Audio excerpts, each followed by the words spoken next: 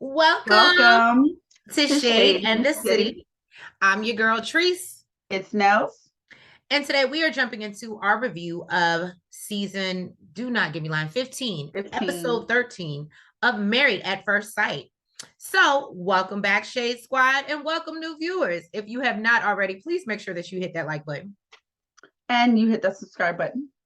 And y'all, let's not waste no time. This was actually a really good episode. And Devin finally made his appearance, y'all. And yes, I can talk about him like You're that. going to say Devin and I'm going to say Devon. Devon, I call him whatever he want to be called. You're going to call him Daddy. if that's what you like. If that's what you like, whatever you like. Okay. So let's get into it. And I can say those things. He is happily divorced. Anyway, so let's get into it and let's get shady.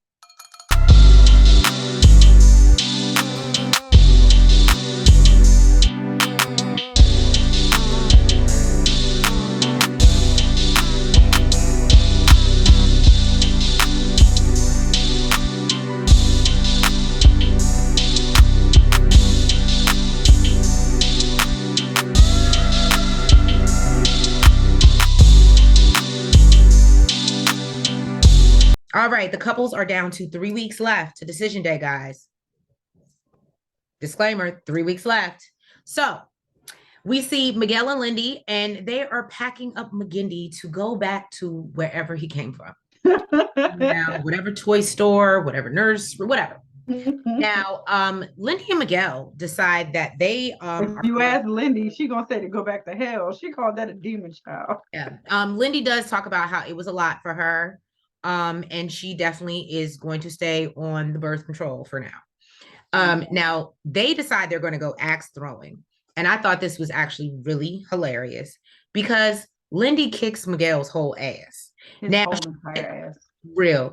And basically he feels like, even though you kicked my ass, I won overall because I have you. And I was like, look at Miguel being cute. I love it. I love it. Little cornball shit. I know. So they sit down. You know what though? It's like corny, but it don't seem corny coming from him. Is that weird to say? Corny. Huh? You heard me? What? I said it doesn't give Samson corny. I was just about to say it's not like coming from Samson. Right. Like it feels genuine when he says it. Yeah. So basically they sit down and talk, and Lindy starts on her spiral. That's what I have in my notes. She talks about how she feels them getting closer. She says she's worried if something happens between them. And Miguel tries to explain to her that no matter how long they're together, he's never going to sell her a dream of that no matter what she does, he's going to stick around. He says it feels cheap. And Lindy accepts it, but she does not like this. Lindy feels like you can always work to love again. Miguel tells her she's living in a dream. And Lindy says that what she hears when he says that is if she doesn't meet his requirements or can't make him happy, then basically he's leaving, and sees it almost as a threat. Now, he tells her it's not a threat. And he says, and what I'm about to say is probably going to piss you off a little bit more, but it's the reality of it all. I said, well, damn, Miguel, you ain't got no cut cards. Then Miguel decides he wants to sit down with Lindy's friend Stephanie to get the dirt on Lindy. Stephanie tells him their longest time around each other was when they went to Costa Rica together. And that's where they learned that Lindy gets hangry. Okay. Miguel talks about how great things are with Lindy and tells her they're in love.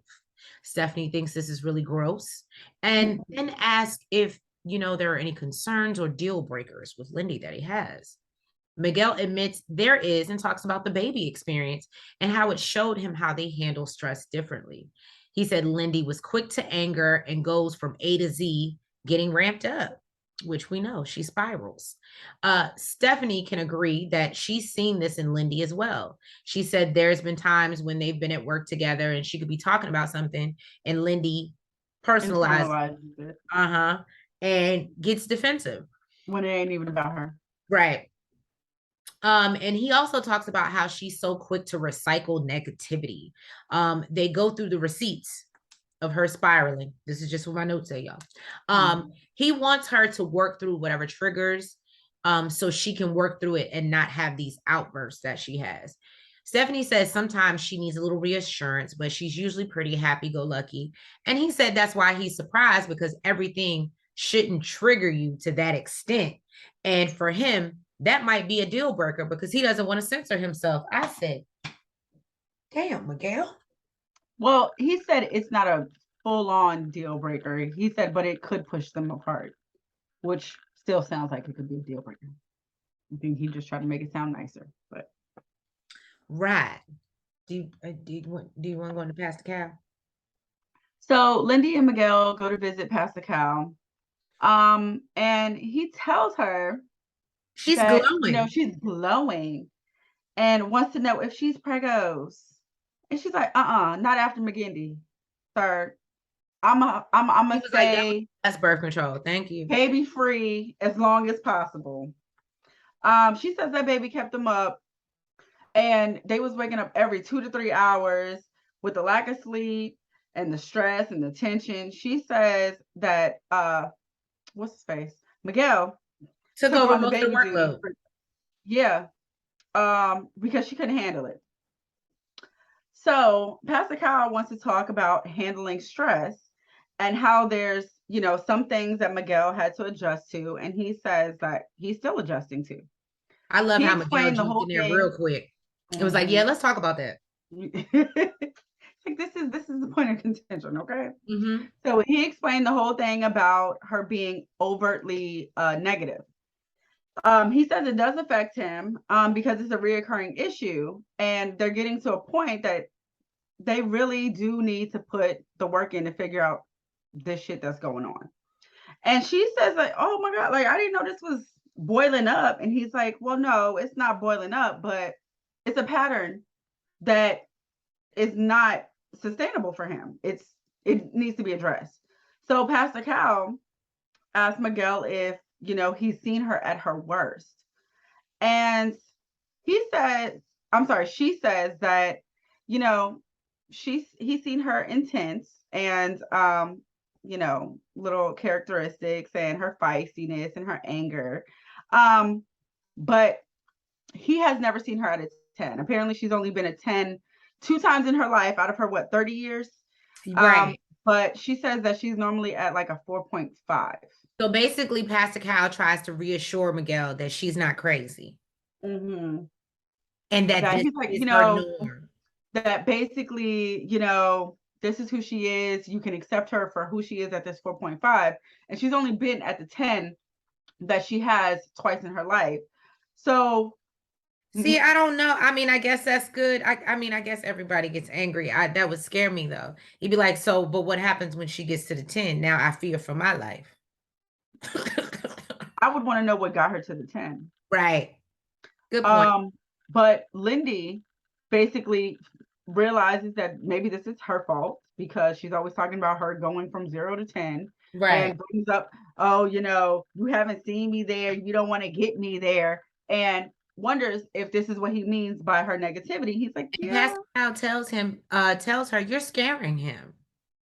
Basically. And Pastor Cal basically think crazy is cute. But Pastor Cal basically explains like, this is her norm. And really the question is, can you live with her at her norm? I don't know. I told y'all Mitch was a bitch, but I'm gonna let Nell start this off and get into it. So Krysten meets up with Stephanie, Mitch's sister-in-law. Krysten says she knows Mitch really well, and she just wants to get some insight from her before decision day. So Krysten says right now they're in the best spot that they've been, but she struggles with his contrarianism. And Stephanie says contrarianism. Yes, because this on the contrary shit, he's constantly questioning the shit that she fucking says. Right. So Stephanie says one problem with him is he doesn't take the extra effort to work on his delivery and make it nicer. We have seen that. Right. Sometimes I have an issue with that also. So Y'all know she's Team Mitch, y'all. Don't do that. So she said she used to get into it with him back in the day because she has strong opinions and she ain't backing down or bending for nobody. And the way he would present things or deliver things kind of really got under her skin. And they used basically what she's saying is Mitch's delivery is that. Basically. And she says, out of respect, they've changed a lot of things in their lifestyle, as far as like the little pouches, which we've seen Krysten use. But she says they still use diapers. They still use the little plastic diapers, they ain't using the cloth. Okay. And Krysten. And you know why? Because Mitch ain't over there cleaning them babies. So you're an idiot. So Krysten is happy to hear that they have noticed it as well and have worked through it. So, she's seeing a little glimpse of hope. Stephanie tells her to be vulnerable and put it out there, the things that she wants and can't bend on, because she wants them both to be happy. So she feels that, she needs to make it clear of the things that she wants and they need from each other. And, she says that she may have to be patient for the change, but she doesn't want her to delay in stating what she wants.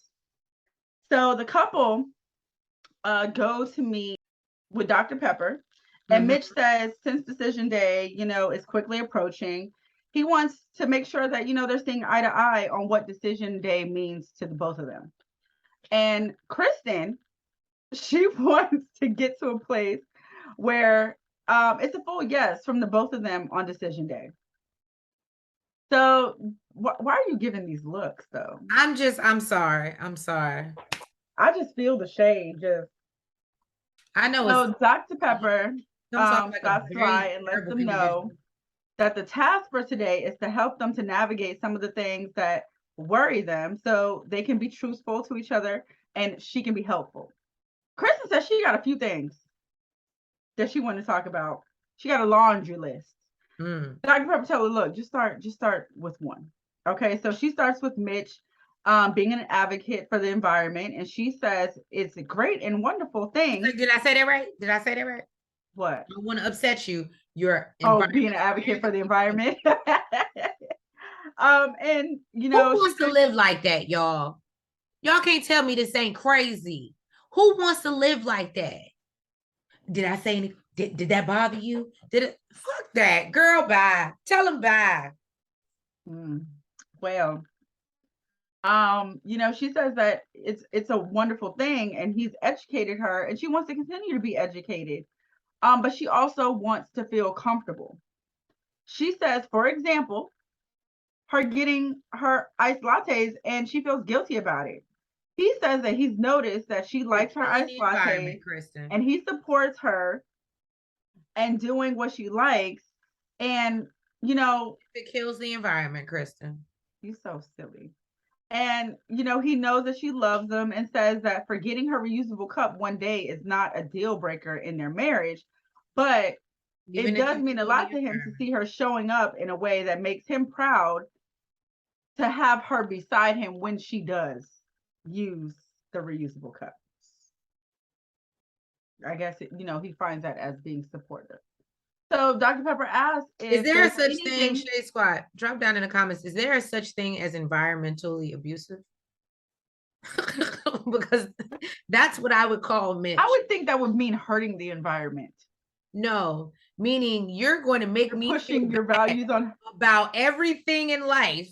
I can't use nothing. I can't do nothing in life because somehow it infects the environment. So now I can't have a car, so I got to walk. Now who wants to live like this? What type, he said something about a car. I wonder what type of car do they drive? I bet it's I don't know. I bet it's but some things, regardless, clearly, of course, some things you're just going to have to live with.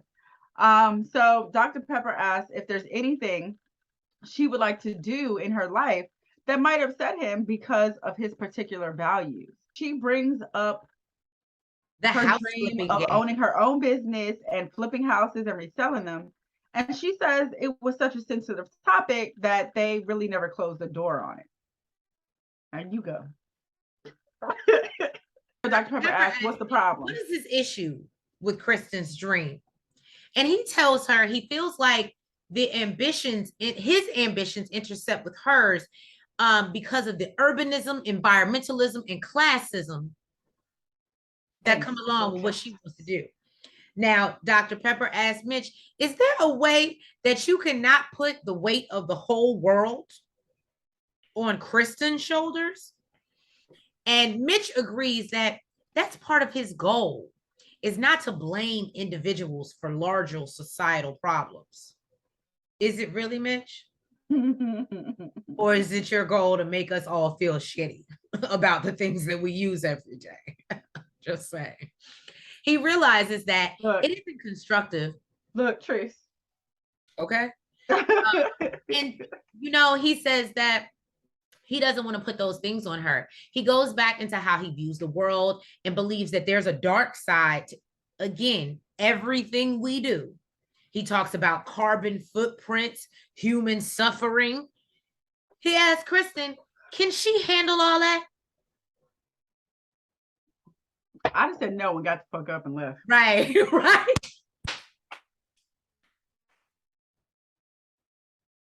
Oh, God. You know what? This is going to sound so fucked up, but literally, my daughter works at Starbucks and she brings home these plastic cups, right? Don't get your daughter fired. You said what? Don't get your daughter fired. Motherfuckers lose their job on TikTok every day. Don't get my baby fired. My thing is, in order for me to use this cup, that means I have to go inside. I can't go through the drive-through. Okay, I have to go inside, give you my cup, and place my order. I ain't doing that shit. I was just saying, these cups are for home. You're going to environmental hell. So I'll see Krysten there. No, so anyway, he says that a lot of people wouldn't want someone in their life constantly reminding them of the consequences of their actions. Mm-hmm. Dr. Pepper points out that is a very serious question for Mitch and asks Krysten, can she support that? Krysten admits that's her final issue.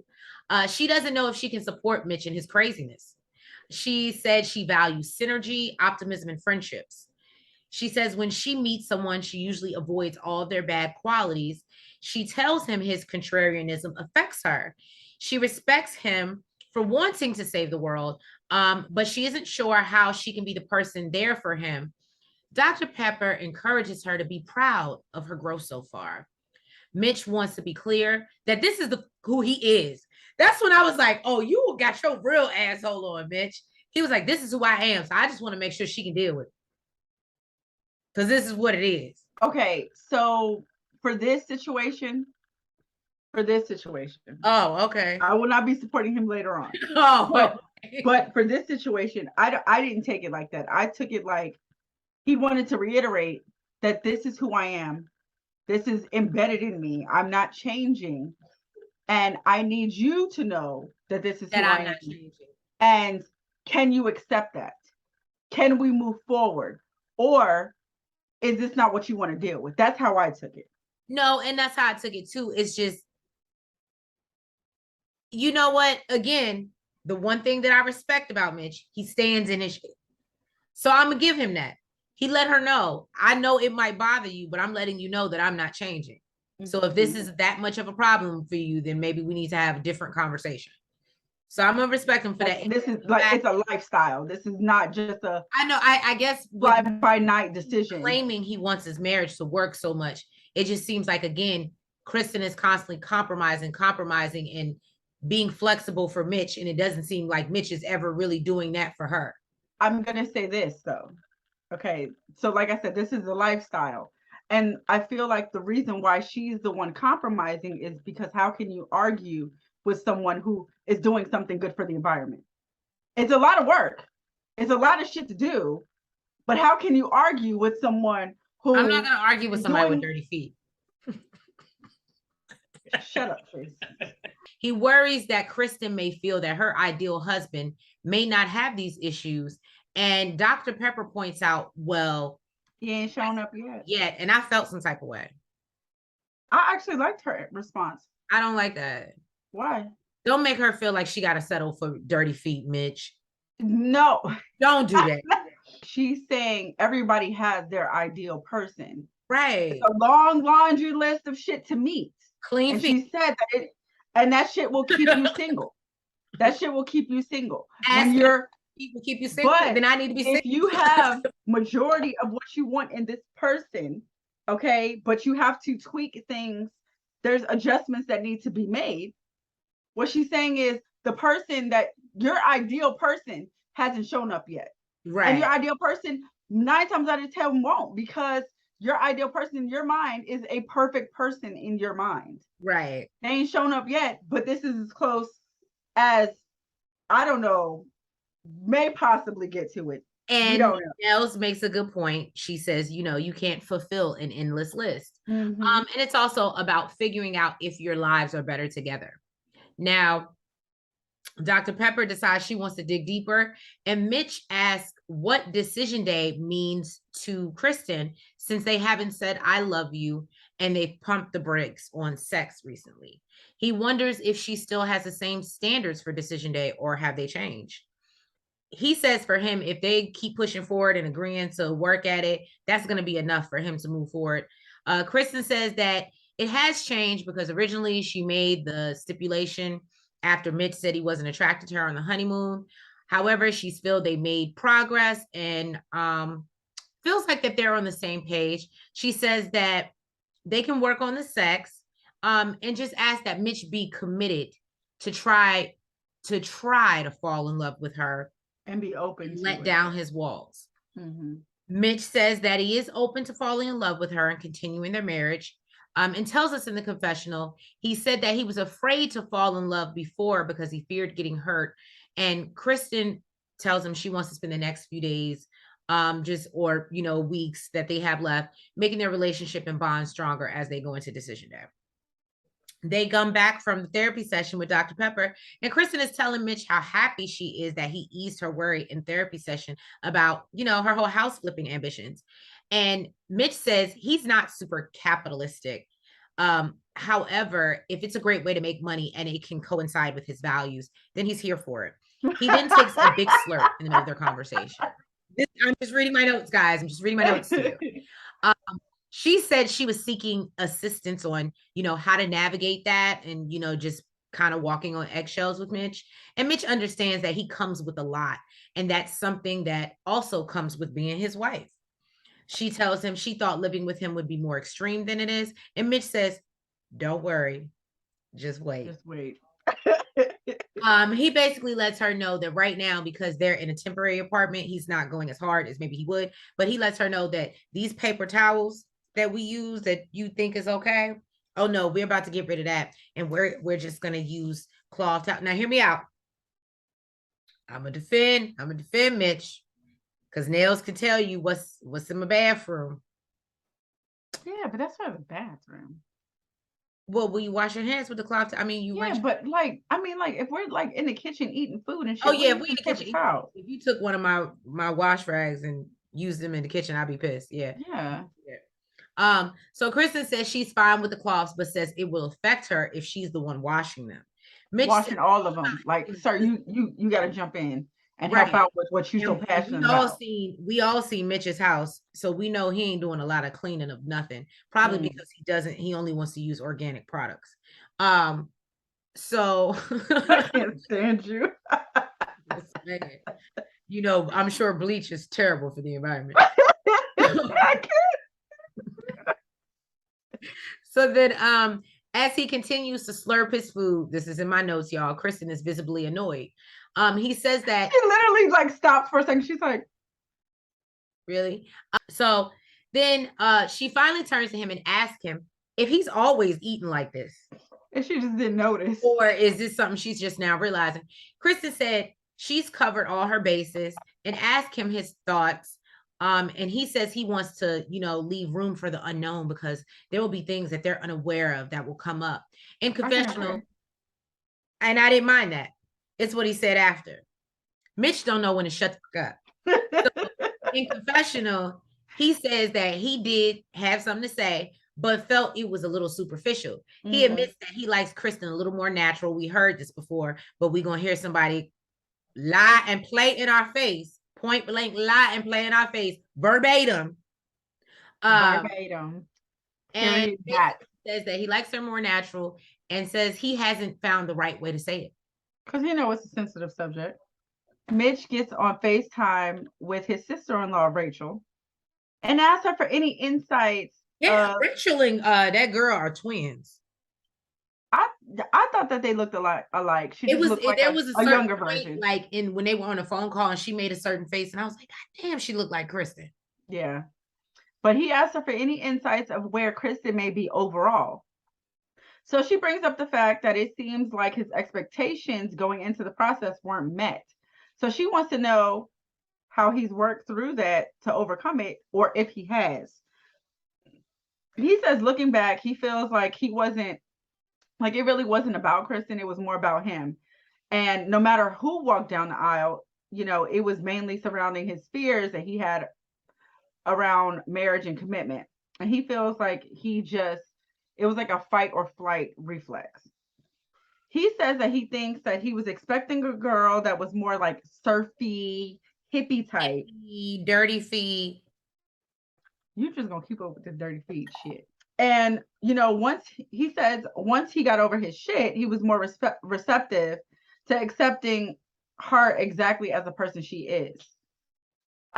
He says that he realized she's a great person and she could actually be better than what he ever expected. Now, Krysten's sister says that Krysten is very open-minded and, she's like an earth lover, but she's definitely not a super hippie vibe. And says she really deserves someone that's going to be all in with her. And if that's him, that would be amazing. She is. You said what? And care about her for who the hell she is. She keeps trying to make herself good for Mitch. What about Mitch I guess that's what frustrates me. What about Mitch making himself good for her? But go ahead. He thinks because he's saving the environment, he's just an amazing person. It's a complex. It's a complex. That's just what it is. How could you be that fucked up a person, but you want to save the world? It's weird as fuck. Now, he says he wants to get advice on something superficial and really doesn't want to screw things up because he has spoken out of turn previously.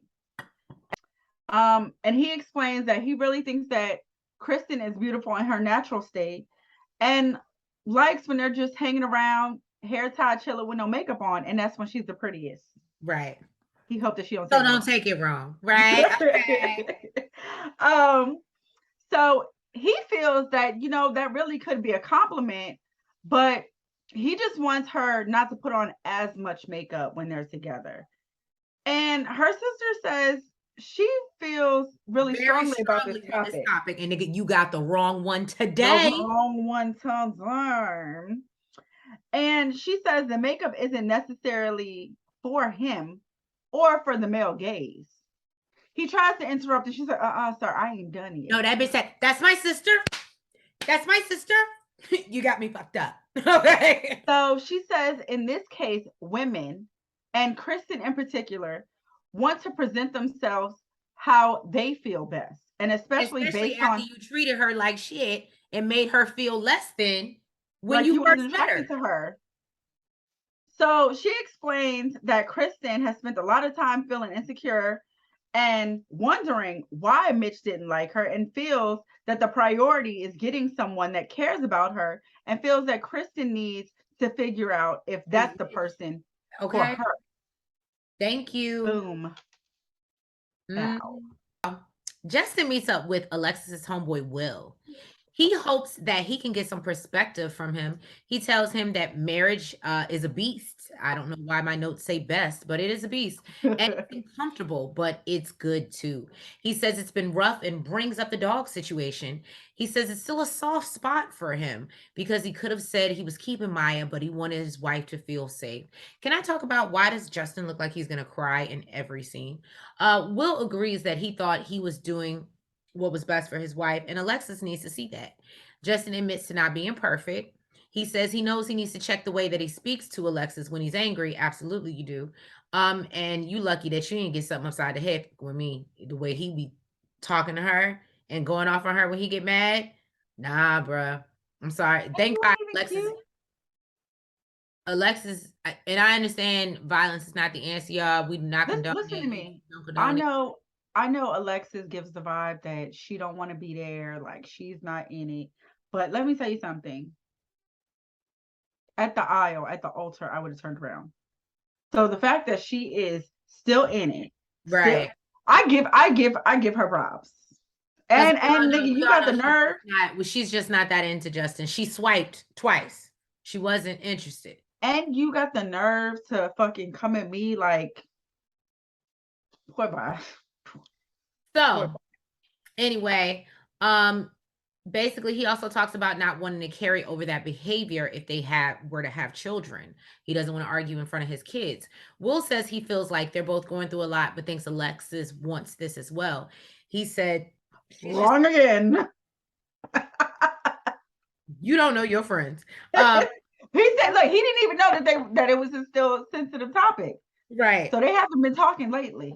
So he said, he says she's just scared, but he feels he does everything that Alexis wants in a man. Wrong again. And feels she needs to get back from the fear. Justin says his biggest fear is Alexis quitting on him, and he believes he may have trauma from women abandoning him. Alexis and Justin meet up with Devon Franklin. He wasn't gonna let me do it, Devon. You can. Oh, no, go ahead. I just wanted to say his name. So you would have said Devin. I don't give a damn. I told you I call him a damn day. And what I noticed, hold on, my notes say clearly, Alexis was giving ass to Devon. She was. I ain't gonna lie, he was looking handsome. This whole episode, she was. Anytime he said something to her, her face would just light up. Like, look, that's how you know she don't like Justin. Like, we see how she act when she likes somebody, especially in the last scene. Right? What did you say? I can do that. Right. Whatever you like. So he jumps right into it and says, "Let's talk about the club." And he asks Alexis to explain the feeling that she gets from that environment. And she says that she has such a tough job and she's always in control so much. So it feels good to let her hair down, let loose. And she loves that, that freedom that she gets. She's giving Waiting for Tonight. What? Oh, be here in my arms, waiting for tonight. I don't know. When I picture club, she talk about being free. It reminds me of that lights. No, yes, that video, yes. Asked her how free does she feel in her marriage, and she says she feels smothered. Justin says hearing that is hurtful, and he says he doesn't want to smother her. He wants her to have her freedom, and he never really wants to be that guy. You're that guy, bruh. You're that guy. You're giving that guy. And he asked Alexis, what would her marriage look like to represent the marriage that she wants? And I love that question. I was like, all right, Devon. He's Devon. Devon. He's Devon. I can call him that. Devon. Look, a little stank on it. Devon. Devon, you coming through with that questions. And she says she wants someone to do everything together with. She says, traveling, hiking, extreme sports, and everything she asks, she's asking Justin, like, you like to do that. So he says, okay, you guys are not lacking in the commonalities or in the connection, but Justin, and you have a strong commitment to her freedom, correct? And he says that yes, and he encouraged them to spend some time and figure out what's the best, freest, securest version of themselves they can create, and what are the activities that can fuel that. What he didn't ask him was, does he like to go clubbing? That's what he Right. And explains that, they've been individuals for so long, which Alexis basically explained, last episode. And, it's been them as individuals against the world. Now it's them as a couple against the world. Right. Justin explains that part of the reason he doesn't feel comfortable with her going to the club is he feels that he has the potential to lose her. Listen, Alexis like, well, I'm so proud of you. Oh my God, you finally admitted it. You finally said what it was. Right. You opening up, getting to the nitty gritty. Okay, so Devon tells him he's never going to be in a happy marriage if he's constantly trying to control who she talks to, where, when, and how, and why. And I love what he said. He said today it could be the club, tomorrow it could be the gym, and then it's gonna be church. After that, the church. I said, period. Dot. So in a confessional, Justin says he's discovered that he has some insecurities and he's controlling. This is just, coming to his realization. He had a couple this moment. Next, of course, Alexis, where they want to talk about sex, baby. Okay. Right? He explains that if a couple is not having sex, it's usually because there's an imbalance of power in the relationship or in the marriage. And she says, she's so dominant in her real life and in her job, and in the bedroom, she wants to be dominated. She wants to be choked, smacked, and I don't even think she wanted to. We'll get into that later. We'll get into that later. She ain't saying none of that, but she said she wanted to be dominated. He seemed like he can't do basic stuff, but go ahead. He can't even have a conversation. Justin says that he's a dominant person, and this is what blows me because he's not. He's not a dominant person. But the problem is he's only dominant when he's cussing her out. He's only dominant when he's cussing her out. That's called No, that's just emotional immaturity. Oh. That's not dominant. Okay. Listen, my issue is he is not a dominant person, and the problem is that most men think that they're dominant just because they're men. That does not make you dominant. It does not, just because you have dick and balls, okay? Ooh, but he says that he's only dominant when the energy is reciprocated. That ain't dominant.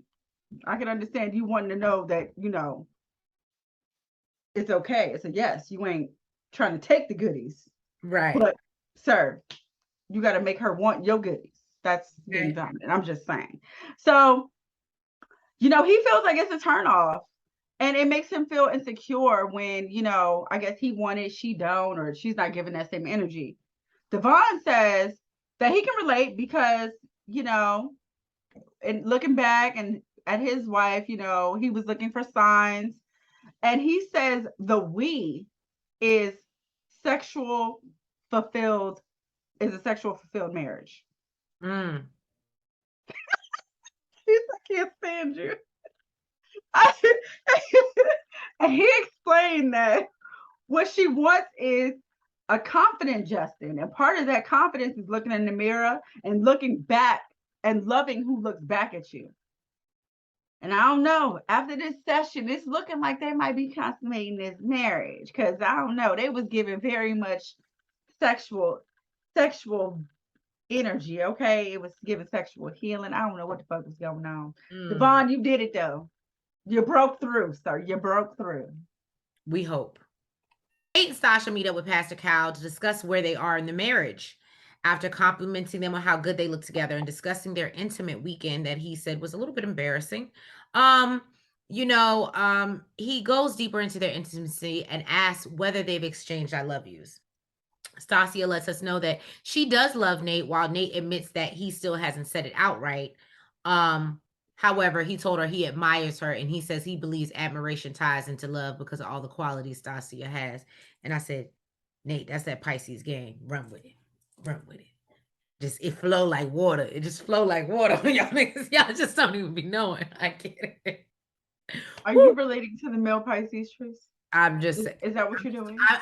I'm not even I'm just saying the game. I can't speak to the male, but I'm just saying the game. It flows off your tongue like water. You're saying both male and female have the game.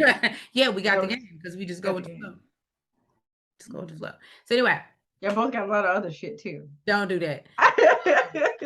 So Pascal asked if he's ever stopped himself from saying he loves her, and he admits that he has. He feels that he's waiting for the right moment. A few times.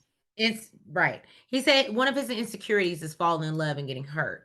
Pastor Cal asked Nate if that comes from something in his history and asked if he's been cheated on. Nate says not that he knows of. And then Sasha says she's been cheated on and also admits to cheating as well. Nate is shocked by this revelation. The jaw drop. Right? Nate says hearing that is a bit of a disappointment, knowing that he's married someone who has that experience in their past. And I think that's just because because she's older and because she is a breadwinner, he has her on this pedestal. He has her on a pedestal. I know, I understood where he was coming from. He has her on a pedestal. So he basically and she really kind of gives like innocent vibes a little bit. What happened? She kind of gives innocent vibes a little bit. Does. So I get it. He said that, you know, he viewed her in a certain way, and was proud to have her as his wife. That, I mean, just because she did some things in the past, Nate, that didn't mean you got to throw her in the trash. Like, come on. Mm-hmm. He says hearing something like that is alarming because he sees her as such a great woman, and cheating is not a great thing. Pastor Cal asked Stasia how does she feel about that, and if she feels comfortable or safe sharing. And she says she doesn't know what's going to happen next time she decides to share, and whether whether she'll be judged. So mm-hmm. Pastor Cal points out, if you're wondering if she's told you everything, maybe you should ask yourself, does she really need to? Nate meets up with Sasha's friend Aja. Is it Aja? Because you said it different, I think, last time. I thought it was Asia, but go ahead. Okay, we'll go with Asia. Asia and her cousin Tamika to get a better understanding of his wife. So they ask him how things are going, and he says, you know, there's been some challenges, but everything's going good. And of course, you know, they want to get to what the challenges are. Right. Like what challenges y'all having? Exactly. And automatically he brings up the fact that she mentioned that she cheated, and it triggered one of his insecurities. And he also felt disappointed and also admitted that he judged her for it. He says that he only knows Sasha for these 5 weeks and who she is now. But when he hears stories that are really not positive about her, you know, it says it makes his algorithm kicks in, and, you know, he's biased. He's more biased towards it. So Tamika asked him if it's hard to accept her at face value. And he says, no, absolutely not. It's not hard at all. He says he accepts her for everything, you know, that she is. She's very transparent, smart, driven, but does see a lot of hurt and feels that, you know, a lot of that comes through in their relationship, especially when it comes to trust. So they ask, does she not trust you? And he feels like it's getting much better. But Sasha wants stuff now, as we know. She wants him to be immediate, and they laugh. They're like, right, because they know who she is. They're like, that's who she is. She want to get from the finish line. She want to get from the start line to the finish line. That's right. Who she is. Nika tells him, don't think of her as she's taking over or trying to change. You know, you to be mold you into who she wants you to be, basically. Exactly. Aja tells him to think of her as, you know, basically wanting him to get to her level of her love language, because she'll feel loved and she'll feel like, wow, you know, he really worked really hard to get to know me and get to my level of love. And, you know, she'll really appreciate that. He says basically this feels like a boot camp. You know, he's being forced into being open and vulnerable and transparent, and everything is in super speed and it's intense, and it's really been a challenge for him. But, you know, he says for her, everything is at hyper speed and it's very intense. Well, he says that, you know, she's been patient with him, and it really shows him that she loves him. And basically they asked if anyone has used the L word yet, and he says Sasha has, but he hasn't, although he's expressed that he has love for her. And in the confessional, basically Aja says that, you know, if he doesn't say it back, it's really going to hurt her feelings, and it's going to make her take a step back.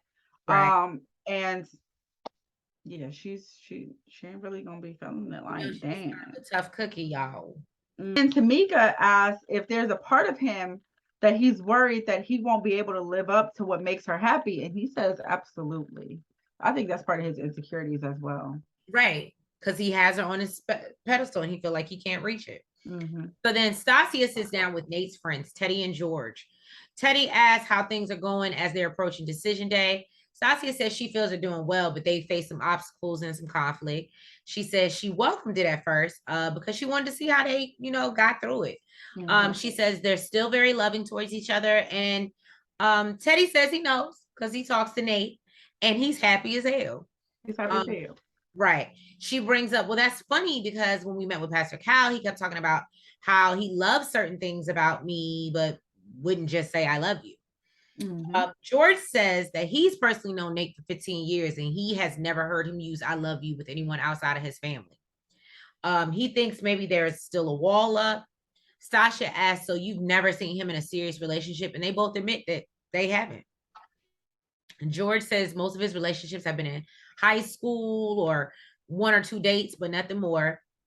Right. Basically puppy love.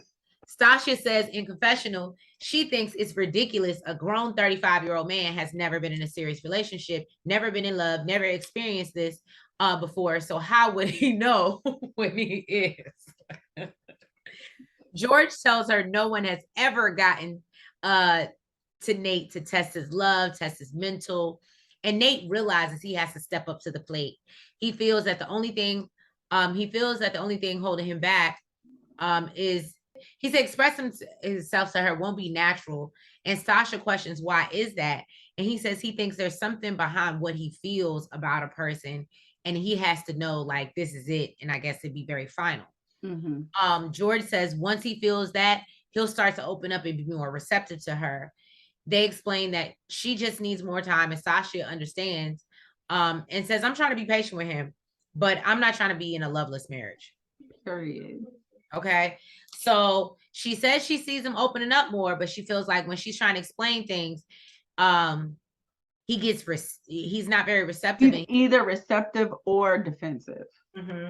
It could be either or. And even when the experts suggest something, he's like, no, we're not implementing that. Like, we're not doing that. They explain that. Given very much Pisces. I told you. We swim. That y'all are hard-headed? Oh, yeah. So I accept that, rightfully. So, it's not even hard-headed. We take a different road. The harder one. So they explain that Nate hard-headed. They explain that Nate is the type that likes to follow his own path. You could give him all the tools and he's gonna find a different way to build a house. I accept it. I receive my inner Pisces. I know who I am. Okay. Teddy asks if he's using the tools, and Stasia says no. George says he's been like that since they were kids. And she says she gets it, but if she did the same, where would they be? And she doesn't want to be the constant regulator and wants to figure out how to find a balance, basically. Period. Morgan and Ben meet up with Dr. Pepper, and she jumps right in and says she wants to start with, what in a relationship do they believe brings out the best in them? Morgan says, with the right person, she brings out her softer side. Somebody she can trust. It brings out all that great shit. Okay. And that wasn't Ben. Listen, and then in the confessional, Morgan brings up her license. Okay. She's like, I ain't got to log in or nothing. It's Googleable. Okay. You can Google me, bitch. Okay. She brings up her RN license. She's like, my thing is, honey, bring up your bachelor's. Can we see a copy of that? We just need you to understand that there was confusion on Ben's part. He just assumed that since you didn't have your bachelor's, you weren't an RN. That's all. It's terrible. It's terrible. I'm just saying. The girl done showed her receipts and everything, and you still won't believe her. Go ahead. Because the lie was not about her being an RN. He just thought that since she didn't have her bachelor's, she wasn't an RN. But bitch, you still lied about having your bachelor's. She's a class away. Leave her alone. Go. Oh. But you still have to pass in order to, but you didn't do that yet, did you? Okay, all right. So Dr. Pepper explains to Ben that she understands that he was overwhelmed and, he did some things that was mistrusting and judgmental, and explains that that he has taken 100% blame for the damage. And, he's been apologetic and understands that, Morgan didn't believe it at first. We don't know if she believes it now. So Morgan says that it's hard for her to believe when he's apologizing just because, like, He doesn't feel it. She's so full of shit. She basically, she feels like he's apologizing because it's prompted. It's not because it's coming from a genuine place. To her pride. I'm not gonna lie to you. I'm not gonna hold y'all, Shade Squad. Y'all drop down in the comments, tell me what y'all think. But real talk, if you haven't already liked the video or subscribed. But honestly, she got on my nerves in this scene only because he apologized to you. That's what it is. Apologies don't come the way you want it, how you want it, when you want it. And this whole narrative that you set up that you can't accept his apology a certain way until you feel this. You just say you don't want to accept his apology and there's nothing he could do. But stop trying to make it seem like he didn't try. That's what I didn't like. Literally, when she was saying, like, when she was talking, he was just looking like, what? So she says basically she hasn't received a remorseful apology. So Dr. Pepper asked him how it's been for him for the past few weeks. He says growing up with his parents showed him no emotion, explains that, he's never learned to externalize his emotions. And he's always run away from emotions or anger. Dr. Pepper asked him if he'll get to a point where he's able to accept him for himself. And he says that he doesn't know, but he wants to. Dr. Pepper asked Morgan when she felt pleasure. What did you say? I think that was big. Yeah, it was. It was honestly, big.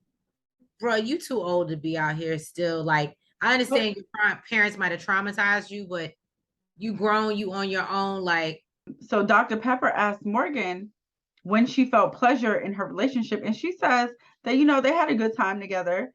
They actually had a solid friendship at some point.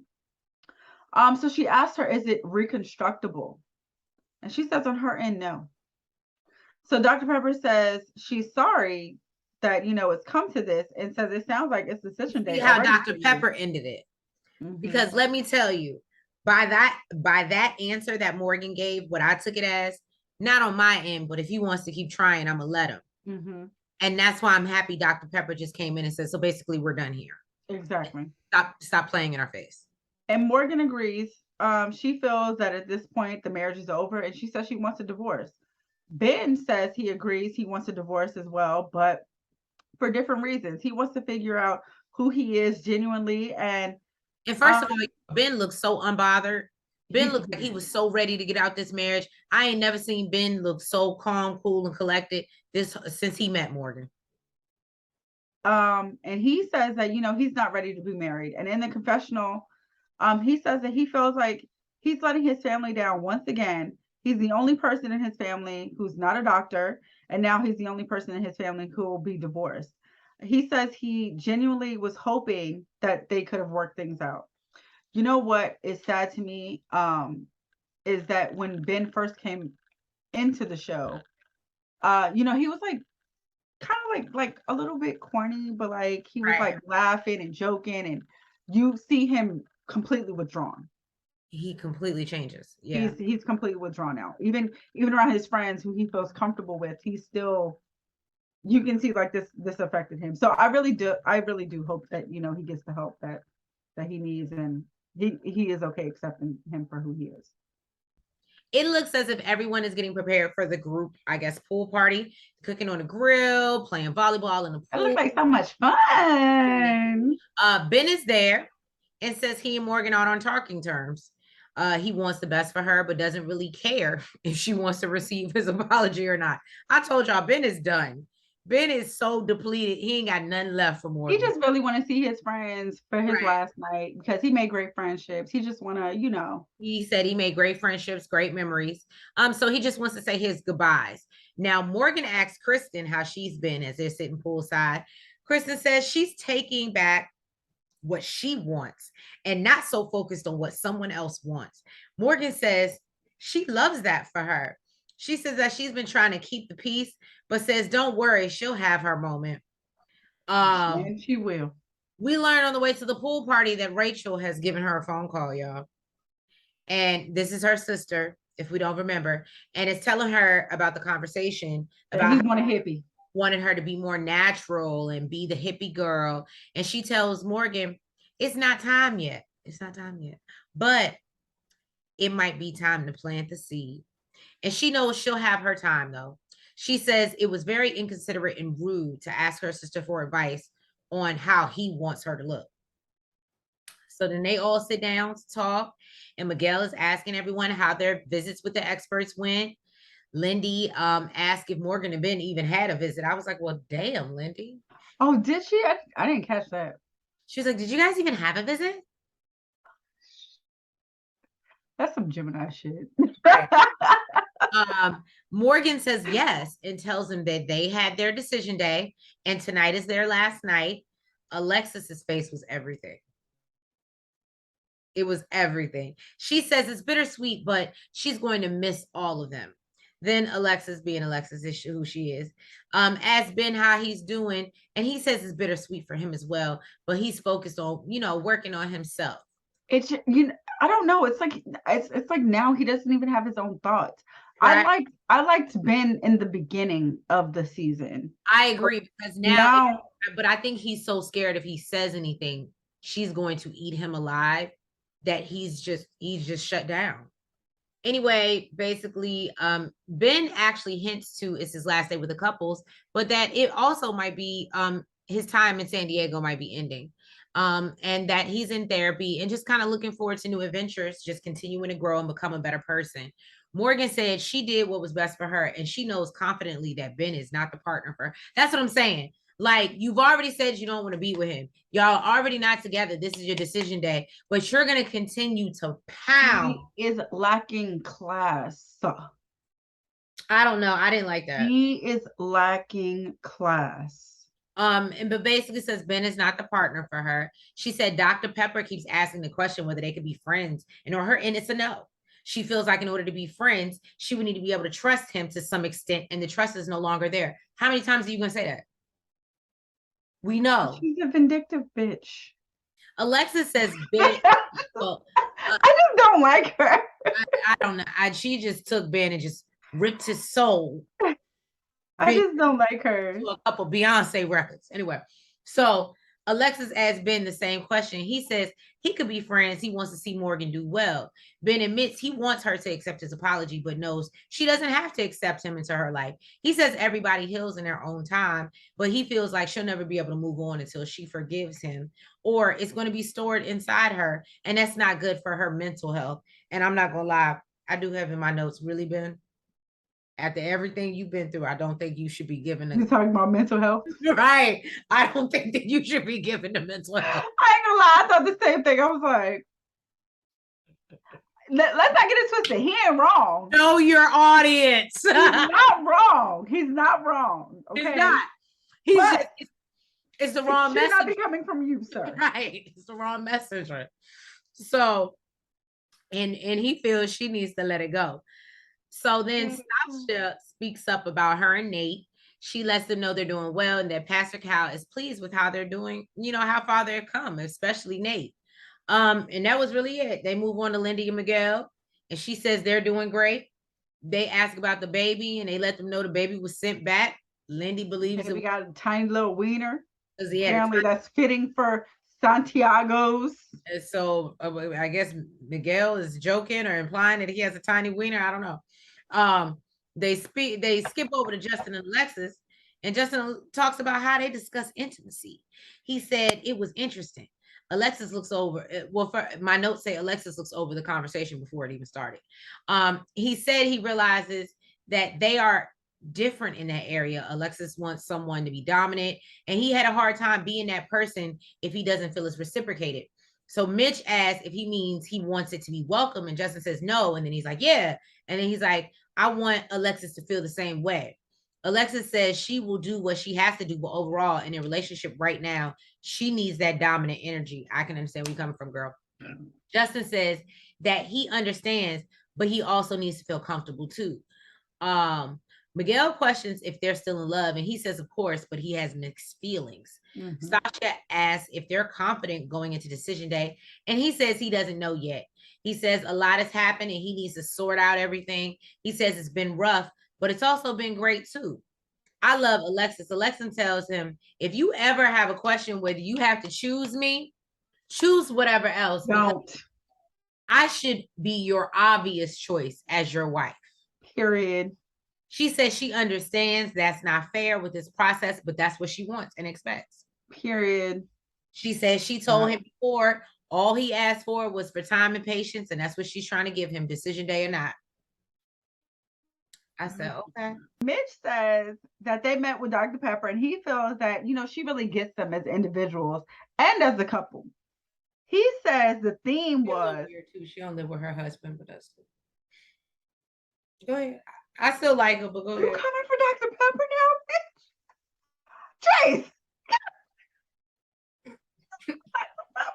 When you co-signing Mitch the bitch, we got a problem.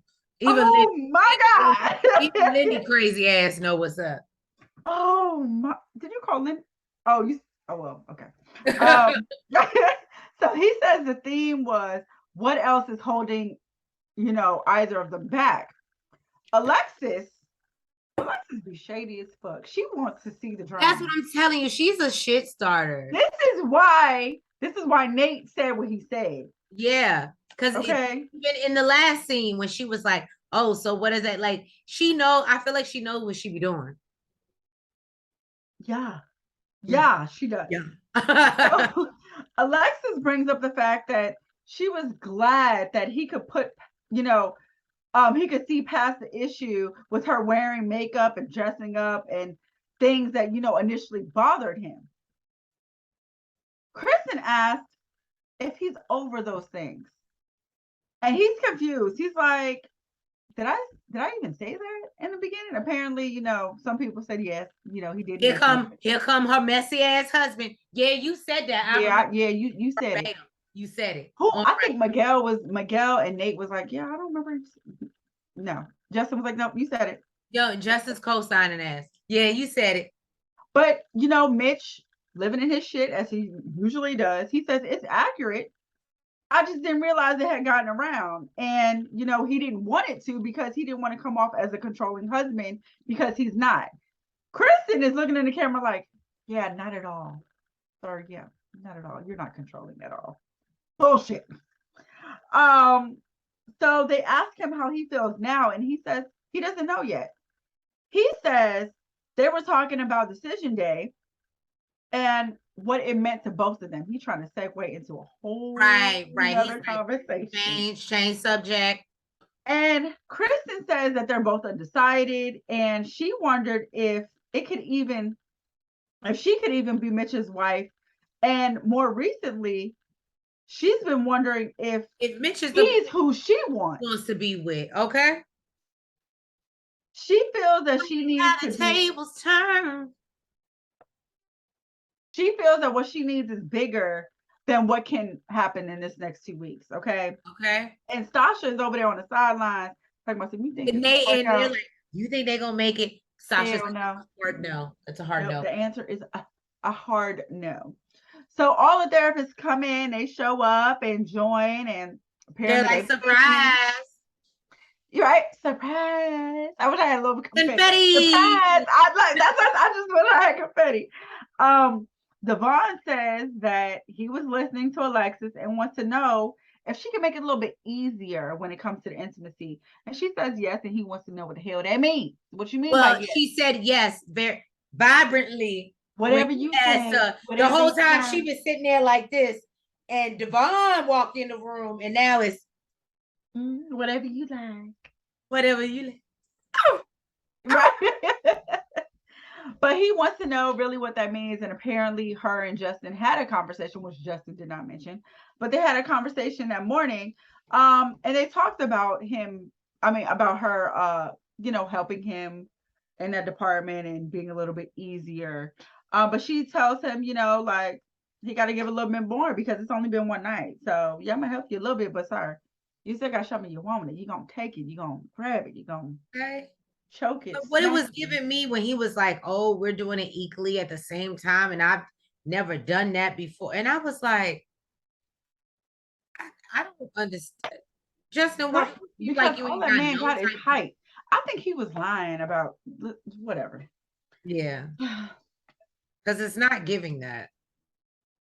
So he lets Justin know that, he tells him that life is asking him to step up. It's not just his wife. Right. Life is asking him to step up. And he doesn't have to deal with this with Alexis, but it's going to come back. Basically, this is a metaphor. He says this area is going to show up in every area of his life, not just in the bed. I said, you know what? Devon. All right. I love how he broke it down. Okay. Look, hold up. Order in the motherfucking court. Okay. Devon. So now it's Dr. Pepper's turn. Lifetime. You can bring him back every episode and you would never hear me complain about how long they are again. Ever. You so You could add on a whole nother hour and I might sit there and do it. You so stupid. So Dr. Pepper asked Krysten and Mitch if something happened. Sorry, said that. We know last time she saw them, she was like, y'all doing great. We fixed this. And Krysten tells Mitch, based off of his one-on-one with her sister, she wants to know if he's gotten over his initial hurdles of his attraction for her. And she says after speaking to her sister, she learned that maybe he hasn't, and it sent her backwards. Dr. Pepper, he determined you was a lie. Basically, says, from my conversation, it seemed like, there was a big change and that he was attracted to you. And, he looked at you, it was different. It was different. And he says the last thing he told Rachel was that he was most attracted to his wife in her most natural state. And Dr. Pepper realizes in some ways that this can come off as a compliment. And, that's when he thinks that she's beautiful. And he agrees. Yes, basically, that's what I was saying. Yep, I'm on board with you, Dr. Pepper. That's what it was. So she asked him if he's very attracted to her. And he says, I'm attracted to her. But it's the way he said it. No. He said it. It's the way he responded. I asked if you're very attracted. The answer is supposed to be yes. He said, basically it was dismissive. Like, I said what I said. I said I was attracted to it. So I feel like this is where it was getting like a little, I don't think it was intentional, but I feel like it was getting disrespectful, because I think what Dr. Pepper was asking was, in that state, in her natural state, are you very attracted to her? Because you want to see her like this all the time. You're saying you're attracted to her. So are you saying that you're very attracted to her when she wakes up, hair messy, no makeup, whatever, flaws and all, right? And he's like, I'm attracted.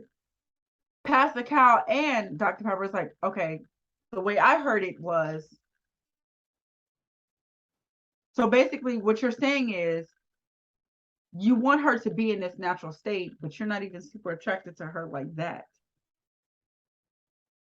You're just saying you're more attracted to her than when she has on makeup and her hair done. So he's like, well, I feel like I'm being put on the spot. And she's like, well, I didn't expect that to be your answer. Because the impression you was giving, Dr. Pepper said, I would have never set you up like that if it wasn't. Exactly. The impression you was giving was that you were super attracted to her in this state. I thought you was going to have an affirmative answer, but that's not what happened. Mitch gives me that he's going to keep making up excuses for reasons and things why he's not into her when he's just not into her. Krysten lets him know that there was no secret conversation. She's like, I literally just spoke to her right before I got here. And she told me that you was expecting some hippie girl. And you asked her for advice of how I should dress down or how I should, you know, wear less makeup and do myself up. So Dr. Pepper says that, you know, by your body language, I can tell that you're upset, you're unhappy. And she says, yeah, the fuck you think? This shit is embarrassing. Embarrassing is Dr. Pepper. This shit is hard to deal with. What woman would not feel that this shit is embarrassing? And then in the confessional, listen, this is what got me, okay? This is really what got me. In the confessional, Krysten says that this was the opportunity to get to know her better through her sister and her friend. Go ahead, the opportunity to get advice on how to change me and share why she wasn't the girl you thought she would be. Dr. Pepper says none of them want to see her unhappy or embarrassed. And she does believe that Mitch cares a great deal for her. And it's something that she believes that they can get through with a conversation. And he does, you know, find her attractive. And Krysten says, I'm going to stop you right there. Okay. I really respect you guys. And I'm a huge advocate for this experience. But what I'm not going to do is accept the fact that he's attracted to me enough. Right. Or he's come, you know, far in this journey. She says she's tired of accepting his triumph over 8 weeks of needing professional help to get there. I said, all right, Krysten, bitch, you said what you Krysten said she done, okay? She said she done. She said she came in a full confident woman and he has made her confused about herself. She says she wants someone who is excited when she walks into the room and who thinks she's beautiful with even a little bit of makeup on. And she says she's done. Dr. Pepper apologizes, and Krysten says, I don't need an apology from you. I need it from this motherfucker. Mitch says he is blindsided. And Krysten yells, she's like, oh my God, who in the room is blindsided? Is anybody here blindsided? And look, Shade Squad, drop down in the comments. Are y'all blindsided? Look, Lindy was like, look, no, not me. Look, I'm sure Stasha and Nate was over there. Not me. And in a confessional, Justin says that he feels that Mitch really just doesn't know what he wants. Alexis agrees with her husband, and you know, she feels that your husband should definitely be attracted to you. They both said that, you know, he needs somebody with dirty feet. That's why Treese over here constantly saying it. Because that's what he needs. I feel like Mitch would be happy he found somebody that don't bathe a lot and got dirty feet. So Dr. Pepper tells them that, you know, they get a chance to have a good talk about this later. And in a confessional, Mitch says that from the beginning of this process, he has not been trying to change Krysten. You know, he says that he's been trying to accept her for who she is. And it's all regrettable. What do you think that is? I feel like she's been the one trying to accept him. Well, that's what he thinks that is, but go ahead. I don't know what the hell. So Pastor Cal reminds all the couples that coming into this, they all said that they wanted to be married and they would do whatever they can to make it work. And here it is. Thank you guys. Thank you guys for tuning in to another review. This is Married at First Sight, season 15, episode 13. Please make sure if you have not that you hit that like button. You comment. You subscribe. You hit the notification. I feel like I'm about to choke on my wine. Terrible. I can't. And if you haven't already, please make sure that you're following us on all the platforms. I see us growing. I see us glowing. Please make sure that you're sharing us with your friends. And if you're feeling, you know, lovely and feel like giving blessings, please make sure you send something to the Cashapp as well. We would appreciate. But yes, thank you guys. And please make sure that y'all tune in a couple days, because that's when the next one will be coming out. But we love y'all. Appreciate your patience and love that you're always here with us. So thank you. Love you and have a good night. Bye-bye.